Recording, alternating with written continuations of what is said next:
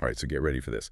Picture Vietnam, right? A country in the midst of this rapid shift from a state-run economy to one that's much more market-driven. Suddenly, you've got foreign investors pouring in, and the whole place is just booming. But in the midst of all this crazy growth, there's this story.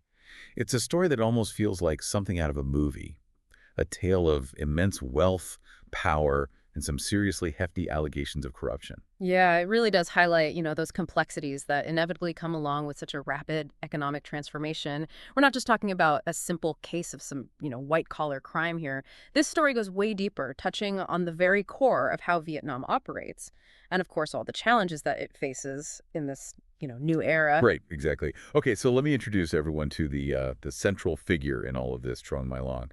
Imagine, just picture this, starting out helping your mom sell cosmetics. And then, bam, you're suddenly this real estate mogul building some of the most luxurious properties in Ho Chi Minh City.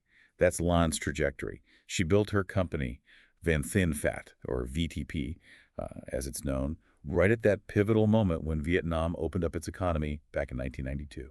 That timing is it's so crucial, right? It's like VTP's rise perfectly mirrored Vietnam's economic liberalization. As all that foreign money started flowing in and the country's economy expanded, there's Lan, right there riding that wave, capitalizing on the absolutely exploding real estate market. And we're not even talking about, some small-time development projects here. Her company's portfolio includes major landmarks. You've got the Times Square Saigon, the Windsor Plaza Hotel, even the five-star Sherwood residence where she lived. Talk about living the high life. Right. But hold on, because this is where things take a seriously wild turn. In 2022, Lan gets arrested. And the charges? Fraud. But not just any fraud. We're talking a staggering $12.5 billion. To give you a sense of scale, that's almost 3% of Vietnam's entire GDP in 2022. And this is where those ghost companies really come into play. The accusation is that she was essentially pulling all the strings at Saigon Joint Commercial Bank, or SCB for short. After it merged with a couple of other lenders, she allegedly used this incredibly complex web of ghost companies, which are basically shell corporations, both inside Vietnam and internationally, to secure massive loans for herself and her allies. Okay, so hold on for a second. For anyone listening who might not be finance whizzes, what exactly are these ghost companies, and how do they help with this alleged scheme? So imagine this. You create a company that exists only on paper, No real operations, just a name and a bank account. These shell companies, which were allegedly controlled by Lan, were then used to borrow money from SCB. But instead of actually using those funds for, legitimate business purposes, the money was allegedly funneled right back to Lan and those in her circle. It's like an incredibly elaborate financial shell game, all designed to mask the true flow of money. Whoa, so they're making it look like regular, everyday business loans, when in reality it's actually something much shadier going on. That's exactly the allegation. And the reported losses from these maneuvers are estimated to be, get this, a mind-blowing $27 billion. That's an amount that's larger than many countries' entire economies, which really begs the question about the regulatory oversight of Vietnam's financial system at that time. And to top it all off, the sentence for this alleged fraud is death. That seems pretty extreme, doesn't it? Yeah. It's certainly, it's a very strong statement. Death sentences in Vietnam are usually associated with, violent crimes or drug trafficking, not typically financial crimes. So applying it in a case like this, especially for someone as prominent as Lan, definitely sends a very powerful message. So how did Lan even manage to climb to this level of power and wealth? I mean, going from selling cosmetics to heading this massive real estate empire, there's got to be more to her story, right? Absolutely. Her rise is really intertwined with Vietnam's own economic journey. Remember, she launched VTP in 1992, just as Vietnam was transitioning from that state-controlled economy to a more open market. And that created this prime opportunity for entrepreneurs like Lan. She was also married to a Hong Kong investor, Eric Chu Napaki, who ended up being sentenced to 9 years in prison in connection with this case as well. So it was a family affair in a way. This is getting more and more intriguing by the minute. It definitely adds another layer to the story. But remember, this case goes way beyond just the individual story of True My Lan. It's a window into the larger dynamics at play in Vietnam during this period of just rapid economic growth. Okay, I'm hooked. What's the bigger picture here? Well, this case isn't happening in a vacuum, right? It's unfolding against the backdrop of this sweeping anti-corruption campaign led by none other than Communist Party General Secretary Nguyen Phu Trong. He's the driving force behind what's being called the Blazing Furnace campaign. Blazing furnace. That sounds pretty intense. What exactly is the goal of this campaign? It's all about rooting out corruption, right at its core, sending this clear signal that no one is above the law, not even high-ranking officials. In fact, Vietnam's former president of Vo Van Thuong actually resigned amidst this very campaign. Wow, so this campaign is it's really shaking things up at the highest levels of government. But what about the Blazing Furnace campaign itself? Where did it come from, and what other cases have they gone after? The Blazing Furnace campaign was officially launched back in 2016 by Party General Secretary Nguyen Phu Trong. He recognized that corruption was becoming this really serious problem in Vietnam. It was actually hindering economic development and eroding public trust. The campaign is aimed at tackling corruption on all fronts, from that low-level bribery all the way up to high-level embezzlement. So they're going after both the small-time corruption and the big fish, so to speak. Exactly. And it's been pretty effective, actually, resulting in the prosecution of thousands of officials, including some very high-profile figures. For example, back in 2020, the former chairman of Petrovietnam, one of the country's largest state-owned enterprises, was actually sentenced to life in prison for corruption. So this campaign has some serious teeth, and Land's case is just the latest example of their commitment to cracking down on corruption. It certainly seems that way, and it's important to note that this campaign has been, somewhat controversial. Some critics argue that it's being used to purge political rivals, while others say it's absolutely necessary to, clean up the country and ensure sustainable economic growth. So there are different opinions about the motivations and the methods of this campaign. Definitely, it's a very complex issue with strong opinions on both sides. This is fascinating. But let's bring it back to Trung My Land for a moment. What are the potential repercussions of her case? Mhm. Could this impact Vietnam's image on the global stage? Without a doubt, it raises a lot of questions about how widespread this kind of activity might be in other Vietnamese businesses. Could this case potentially scare off foreign investors, especially now that Vietnam is working so hard to position itself as a more attractive alternative to China for businesses looking to, relocate? It's a legitimate concern. That makes sense. I mean, if you're an investor looking at Vietnam, you want stability, you want transparency, and you want a level playing field. A case like this, with allegations of such high-level corruption, could definitely make you hesitant. Exactly. It's all about risk assessment, right? And when you see someone as powerful as Land brought down like this, it makes you wonder what other issues might be lurking beneath the surface. So it's almost like this case has it's almost like it's created this trust deficit for Vietnam. In a sense, yes. Vietnam has worked incredibly hard to build a reputation as a reliable and an attractive destination for foreign investment. But this case could potentially undermine those efforts, especially in sectors like banking and real estate. We've covered a lot of ground already, but there's still so much to unpack. What are some of the most important things to remember about Vietnam's economic transformation that are relevant to this case? Well, Vietnam's economy has undergone this truly remarkable transformation over the past few decades, shifting from a centrally planned system to a much more market-oriented one. This has resulted in some truly impressive economic growth and significant improvements in living standards. Yeah. So this was a pretty significant change for Vietnam. Absolutely. It involved a lot of structural reforms, including, opening up to foreign investment, privatizing state-owned enterprises, and developing a legal framework for a market economy. However, this rapid transformation also, brought with it a whole new set of challenges, including, corruption, income inequality, and environmental degradation. So growth came with its own set of problems. Exactly. And Land's case, with its allegations of large-scale financial fraud, really highlights, some of very challenges. Okay, so now we've got a better understanding of how Vietnam got to this point, but I'm still curious about the mechanics of how those ghost companies were allegedly used to manipulate the banking system. That's a great question, and it's a key part of understanding the complexity of this alleged scheme. Let's dive into that in a bit more detail after a quick break. Sounds good. So before the break, we were digging into those ghost companies and how they were allegedly used in this whole scheme.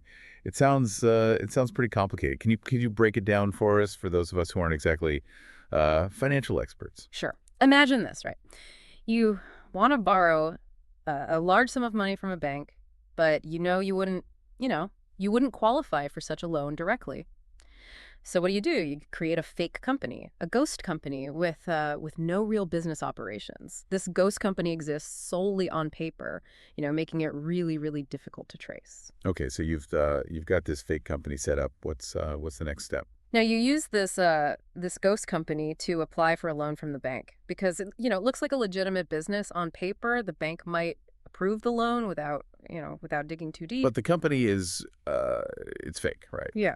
So what happens to the money? Well, instead of using the loan for actual business activities, you transfer the funds to your personal accounts or to other companies that you control. Essentially, you're using the ghost company as this middleman to siphon money from the bank, and because the ghost company has no real assets or operations, it's unlikely to ever repay the loan, leaving the bank with a massive loss. So it's like a really sophisticated shell game, using these fake companies to hide the true flow of money and ultimately defrauds the bank. That's the essence of it. And in Lon's case, the sheer scale of this alleged operation was just massive, with billions of dollars reportedly funneled through this whole network of ghost companies. It's mind-boggling to think about the level of planning and coordination that Yeah. that must have gone into all this. Yeah. But what about the banks themselves? Didn't they have any safeguards in place to prevent this kind of fraud? That's a crucial question. It seems there were some weaknesses in the regulatory oversight and internal controls within SEB that allowed this whole scheme to go undetected for so long. So it wasn't just about land actions, but also about vulnerabilities within the banking system itself. Exactly. It's like a combination of factors created this perfect storm for this alleged fraud to occur. We've talked a lot about the financial aspects of the case, but there's another element that's equally important: the alleged bribes. Can you tell us more about who was allegedly on the receiving end of these payments and how they facilitated Land's scheme? The allegations point to this whole network of government officials, including a former central bank official who were allegedly involved. It's claimed that these officials received substantial bribes in exchange for turning a blind eye to the land's activities, essentially allowing her to operate under the radar. Wow, so we're talking about corruption that potentially reached the highest levels of government. That's what the accusations suggest. Yes, it's alleged that these officials use their positions to protect Lon and her network, ensuring that her scheme could continue without any interference. That's a pretty shocking revelation. It adds a whole new dimension to this story, and it raises some serious questions about the integrity of Vietnam's financial and political system. Absolutely, and it also adds another layer of complexity to the government's anti-corruption efforts. They're trying to demonstrate their commitment to tackling corruption head on, but this case suggests that the problem might be more deeply rooted than they initially acknowledged. It's like they're trying to walk a tightrope. On one hand, they want to show they're serious about fighting corruption, but on the other hand, they don't want to create panic or instability that could harm the economy. You've hit the nail on the head there. It's a very delicate balancing act. They need to find a way to address these issues without undermining investor confidence in the country's economic stability. So what does all of this mean for the everyday people of Vietnam? How are they reacting to this news? Well, there's a mix of emotions, you know. Some people are just shocked and disbelieving. Lan was she was a symbol of success and achievement in Vietnam. Her name was it was synonymous with luxury and wealth. Seeing her brought down like this is it's a very jarring experience for many. It's almost like a fall from grace of epic proportions, Sure. right? Exactly, and for some, her downfall is actually seen as a victory, you know, as a sign that the government is genuinely committed to tackling corruption, regardless of who it involves. They see it as a positive step towards creating a fairer and a more just society. That's understandable. Yeah. But what about the other side of the coin? You mentioned a mix of emotions. What are some of the concerns that people have? There are definitely concerns about the potential economic fallout from this case. Some people worry that it will, tarnish Vietnam's reputation and deter foreign investment, which could ultimately hurt, economic growth and job creation. Yeah, if you were a foreign investor looking at Vietnam, you'd probably be thinking twice after after hearing a story like this. It definitely raises some red flags. Absolutely. Investors want stability and they want predictability. They want to know that their investments are safe, and that the rules of the game won't change suddenly. A case like this introduces an element of uncertainty that can be very damaging. So there's this underlying tension between celebrating the crackdown on corruption Yeah. and worrying about the potential negative consequences for the economy. That's a great way to put it. It's a very complex situation with no easy answers. This deep dive has been it's been really eye-opening. We started with this intriguing story of a woman's rise from from humble beginnings to become this real estate tycoon, Mhm. and now we're talking about ghost companies, massive financial fraud, alleged government corruption, and the potential impact on Vietnam's entire economy. It's a lot to take in. It's a reminder that beneath the surface of all this rapid economic growth and all these dazzling development projects, there can be these hidden currents of greed, deception, and systemic vulnerabilities. And sometimes it takes a dramatic event like this case to bring those currents into the light. Hmm. And what are some of the key takeaways for our listeners as they as they continue to follow this story? I think it's crucial to watch how the Vietnamese government addresses the broader issues exposed by this case. Will they strengthen regulatory oversight? Will they implement measures to prevent future abuses? And Right. how will they reassure foreign investors that Vietnam remains a reliable and an attractive destination for business? Those are all excellent points. So it's not just about the individual case of Trong My Lan and her alleged crimes. It's about the broader challenges of balancing rapid economic growth with ethical governance and social responsibility. It's about the ongoing fight against corruption and the need for greater transparency and accountability in both the public and private sectors. You've summarized it perfectly, Right. and the outcome of this case and the government's response will have far-reaching consequences for Vietnam's future. This deep dive has been absolutely riveting. It's a story that has captivated the world's attention, and we'll be here to help you make sense of it all as the story continues to evolve. Stay tuned for the final part of this episode where we'll explore the potential long-term consequences of this landmark case and what it means for Vietnam's place in the global economy. We've really unpacked the specifics of Trung My Lan's case, right? The alleged schemes, the shocking sentence. But now I'm curious about those the ripple effects. How's this all playing out on the international stage? Well, it's definitely become a hot topic. You know, Vietnam has been actively trying to position itself as this more favorable alternative to China for businesses. But this case kind of throws a wrench into those plans. Yeah, I can imagine. It's like you're a company thinking about moving your operations, and then suddenly, bam, this huge corruption scandal breaks out. Makes you think twice, right?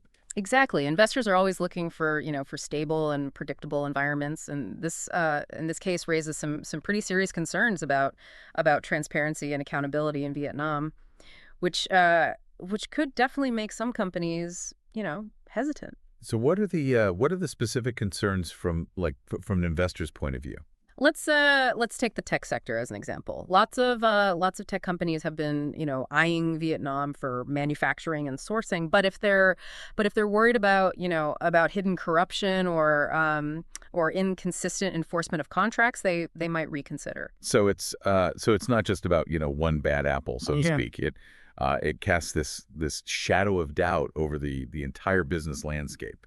Right. The question becomes if this could happen at such a high level, what else might be going on? Right, right. So is Vietnam's reputation as this, this rising economic star, is it taking a hit because of all of this?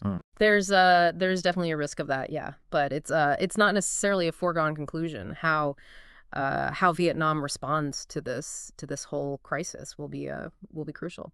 Okay, so what steps can they take to, to regain that trust and mitigate the damage? Well, first and foremost, they need to demonstrate a real commitment to reform. Not Yeah. not just talk. That means strengthening financial regulations, increasing transparency in government and business dealings, and holding people accountable regardless of their position. Yeah.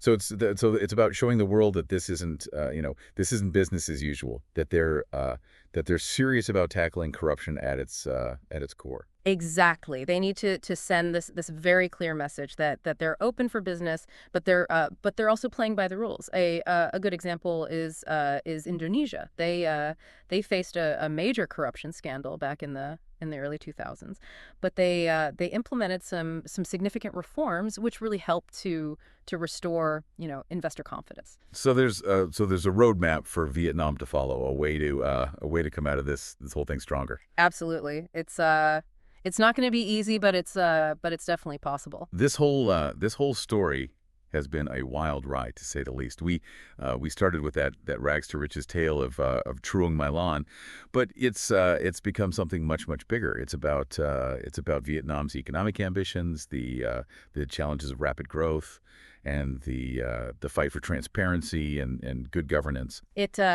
really highlights a tension that many developing countries face, balancing that desire for economic progress with the need for strong institutions and ethical behavior. It's a reminder that sustainable growth can't be achieved without accountability and a commitment to the rule of law. We've explored a lot of complex issues today. Yeah. What are some of the key takeaways for our listeners as they continue to follow this story? I think it's crucial to pay close attention to how the Vietnamese government responds to this crisis. Are they taking concrete steps to address the underlying issues, or are they simply trying to sweep it all under the rug? Yeah. Also keep an eye on how the international community reacts. Will investors remain confident in Vietnam's future, or will they start to pull back? Those are all great points to consider. So this isn't just a story about one woman's alleged crimes. It's about the future of Vietnam, its place in the global economy, and the challenges of building a just and prosperous society in this era of rapid globalization. Precisely. It's a story that will continue to unfold, and it's one that we should all be paying attention to. You've been an amazing guide through this complex issue. Thanks for diving deep with us. It's been my pleasure. And to our listeners, we encourage you to keep digging, keep asking questions, and keep learning. That's what this deep dive is all about. Thanks for joining us.